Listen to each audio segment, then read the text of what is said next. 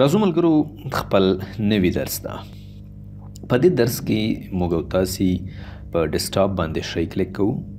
دلته موږ او تاسې راځو ډسپلی سیټینګ مو وویلې پرسنلایز ته راځو. تیر درس چې زموږ او تاسې د ډسپلی سیټینګ وو، په هغې کې موږ او تاسې د ډسپلی په اړه باندې ځانونه پوه کړه. اوس راځو په بیکګراوند ته، یعنی موږ تاسې ښی کلیک وکړه پرسنلایز ته.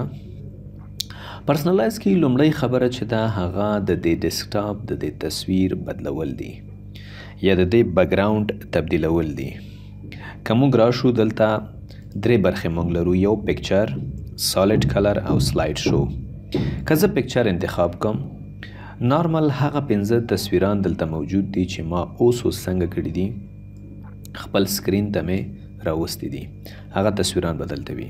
لکه دا یو تصویر دی زموږ د ډي ټي پي، او همدارنګه د دې کمپیوټر تصویر یا دا وینډوز یا فرض کړه دا زه انتخابوم. په دې باندې کلیک کوم. په دې چې کلیک کوم دا ګوره لومړی کیږي، ټول هغه نوي تصویران دلته راځي. دلته وګورئ، که دا زه مینیمایز کم، سکرین باندې هماغه تصویر څنګه شو راغی. که دې تصویر باندې زه کلیک وکم، دا تصویر به سکرین ته راشي. تاسو وګورئ دا تصویر سکرین ته راغی. کله چې تاسو هر تصویر انتخابوئ، دلته د هغه تصویر اړوند ځینې سیټینګز دي. فل د تصویر به مکمل په دې سکرین باندې راشي، فټ برابر بشي. ګوره اوس فټ انتخاب دی. که زه فل انتخاب کم، تاسو وګورئ دا د فل حالت دی.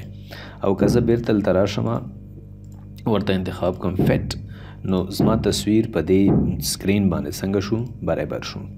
داسې موږ او تاسې که چیرې کوچنی تصویر ولرو، سټرچ کولی شو یا ټایل کولی شو، سنټر ته راوستلی شو. سپین برابرښت د تصویر معنا ورکوي. صحیح ده؟ ښه، اوس وګورئ دلته یو بله خبره ده. بیکګراوند دلته اوس چوز یور بیکګراوند کلر تور انتخاب دی. دا وګوره دا پاس او لاندې. که دا زه فرض که داسې رنګ انتخاب کم، تاسو وګورئ دې ساحه کې تاسو دې تاثیرات وینئ. وګوره اوس دا تصویر انتخاب شو. دا هم ډېر ښه معلومیږي. تاسو کولی شئ یو بل تصویر، فرض که موږ دا تصویر راځئ انتخاب کړو، تاسو وګورئ دا هم ډېر په بهتر ډول باندې سکرین باندې معلومیږي، ځکه د ډي ټي پي سره د دې رنګ یو شان دی او موږ ته په سکرین باندې ډېر ښه معلومیږي. که بیا موږ راشو دلته سالډ کلر انتخاب کړو، یعنی سکرین